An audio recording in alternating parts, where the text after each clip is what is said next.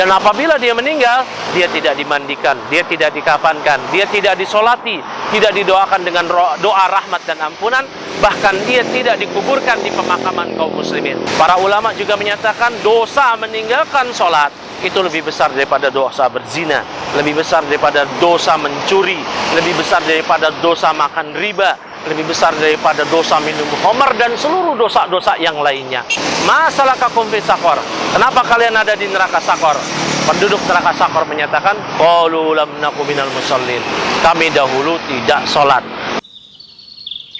A'udzu billahi minasy syaithanir rajim.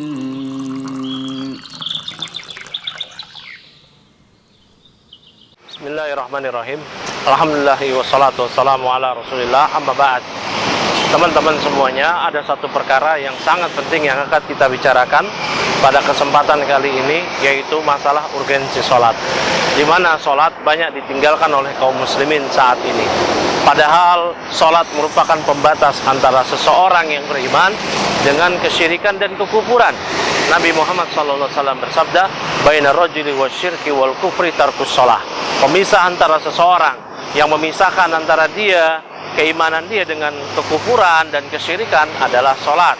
Oleh karena itu para ulama menyatakan bahwa hukum meninggalkan sholat adalah kufur. Ini yang dianut oleh para ulama dari kalangan mazhab Hanbali dan juga sebagian Syafi'iyah. Bahkan para ulama yang tidak menganggap kufur orang yang meninggalkan sholat sekalipun, bukannya tanpa konsekuensi, mereka tetap menyatakan orang yang meninggalkan sholat, maka konsekuensinya dia harus dibunuh oleh pemerintah. Kapan dibunuhnya? Tatkala mereka sudah tidak sholat di dua waktu sholat, yang tidak mungkin lagi mengerjakannya dua waktu sholat tersebut. Semisal dalam mazhab Syafi'i, seseorang yang tidak sholat di waktu zuhur, kemudian dia juga tidak sholat di waktu asar, sampai menjelang maghrib yang dia tidak mungkin mengerjakan dua sholat tersebut, maka dia ditangkap oleh pemerintah dan dia dihukum mati. Oleh karena itu, meninggalkan sholat perkara yang sangat penting, yang Allah Subhanahu wa Ta'ala telah menjadikan sholat sebagai pembatas antara seseorang dengan keislaman. Allah Ta'ala berfirman, fa in tabu wa aqamu sholata wa atu zakata fa ikhwanukum fid din. Apabila mereka non-muslim tersebut telah bertobat masuk Islam, kemudian mereka mengerjakan sholat dan menunaikan zakat, maka barulah mereka saudara kalian dalam seagama. Maka Allah Subhanahu wa Ta'ala menjadikan persaudaraan kita dengan seseorang yang baru masuk Islam, dia bertobat dari kesyirikan, ialah tatkala dia mengerjakan sholat. Maka siapa yang tidak mengerjakan sholat, berarti dia bukan saudara kita dalam se-Islam. Rasulullah SAW juga bersabda, umirtu an uqatilan nas hatta yaqulu la ilaha illallah wa anna Muhammad Rasulullah wa yuqimus shalah wa yutuz zakah. Aku diperintahkan oleh Allah Subhanahu wa Ta'ala untuk memerangi manusia hingga mereka mengucapkan dua kalimat syahadat dan hingga mereka mengerjakan sholat. Maka seseorang tidaklah berislam dengan benar sampai dia mengerjakan sholat. Bahkan sholat dalam Islam kedudukannya bagaikan kepala bagi tubuh seseorang. Nabi SAW menyatakan, Rasul amri al-Islam wa umuduhu as-salah. Pokok dari perkara, puncak dari perkara adalah Islam, dan umuduhu, tiangnya adalah sholat.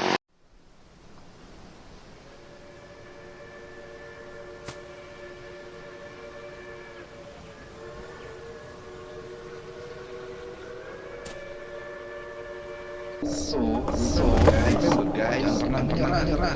Terus pertahanin aktivitas.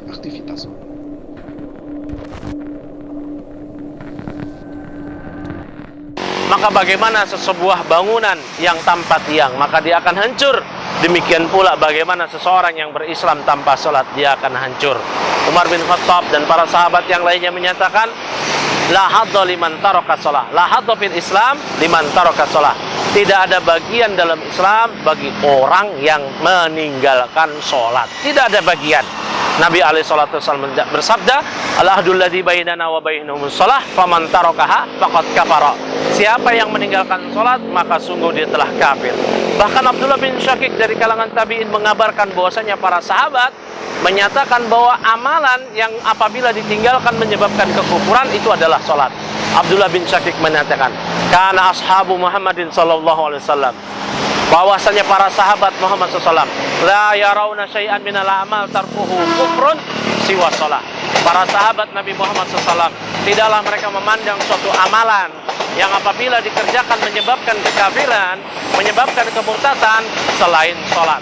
Oleh karena itu, orang yang tidak sholat dikatakan oleh para ulama, diantaranya oleh Syekh Muhammad bin Shalih Al-Utsaimin dalam khutbah Jumat beliau yang berjudul Hukmu Tarikis Shalah, beliau menyatakan ada konsekuensi dunia dan di akhirat. Konsekuensi dunia dan di akhirat ini merupakan konsekuensi kekafiran, kemurtadan, yaitu di dunia orang yang tidak sholat dia harus dipisah dari pasangan yang muslim. Di dunia orang yang tidak sholat maka dia diberlakukan sebagaimana non muslim, yaitu tidak diucapkan salam dan seterusnya. Dan apabila dia meninggal, dia tidak dimandikan, dia tidak dikafankan, dia tidak disolati, tidak didoakan dengan doa rahmat dan ampunan, bahkan dia tidak dikuburkan di pemakaman kaum muslimin. Dia tidak mewarisi dan tidak diwarisi. Dia tidak mewarisi dan tidak diwarisi. Kenapa demikian? Karena telah beralih hukumnya dari seorang muslim menjadi seorang yang kafir. Para ulama juga menyatakan dosa meninggalkan sholat itu lebih besar daripada dosa berzina, lebih besar daripada dosa mencuri, lebih besar daripada dosa makan riba, lebih besar daripada dosa minum khamar dan seluruh dosa-dosa yang lainnya. Ini perkara yang sangat penting, yang mendasar, sangat krusial, yang banyak dilalaikan oleh kaum muslimin, di mana mereka lebih mengutamakan aktivitas mereka, perniagaan mereka, pekerjaan mereka, dan yang lainnya. Bahkan orang-orang yang pengangguran pun sibuk dengan penganggurannya, karena dengan aktivitasnya dia pun rela meninggalkan sholat. Na'udzubillah min dzalik. Dan Allah telah menyediakan tempat khusus bagi orang-orang yang tidak sholat, yaitu neraka Sakor. Ketika Allah panggil penduduk neraka Sakor, masalakakum fi Sakor, kenapa kalian ada di neraka Sakor? Penduduk neraka Sakor menyatakan, qalu lam naku minal musallin, kami dahulu tidak sholat. Demikian, kita akan sambung lagi di pembahasan kita berikutnya dalam program kita Ngopi on TV. Wabillahi taufiq wa sallallahu sallam ala nabiyina Muhammadin wa ala alihi wa sahbihi ajma'in.